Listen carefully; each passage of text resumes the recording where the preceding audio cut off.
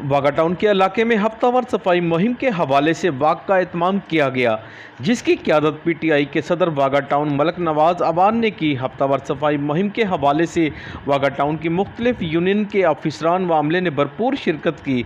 वाक का मकसद इलाके में सफाई के निज़ाम को बेहतर करना है और शहरियों को भी चाहिए कि वो भी LWMC के अमले से भरपूर ताउन करें और कूड़ा करकट गलियों सड़कों में फेंकने की बजाय LWMC के लगाए गए कंटेनर में ही डालें ताकि सफाई का निज़ाम बेहतर हो सके।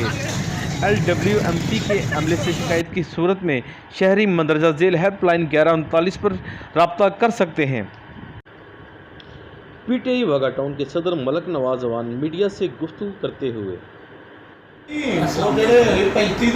मलक नवाज सदर वाघा टाउन पीटीआई लाहौर से बात कर रहा हूँ कि ये जो हफ्तावार मुहिम है इसकी रैली में हमने शिरकत की है और हमारे कप्तान के विज़न से और बलदार साहब के विज़न से एक तो कोरोना का बड़ा मसला है, इंशाल्लाह कोरोना की वैक्सीन पे भी बहुत कंट्रोल और सारा सिस्टम क्लियर हो रहा है।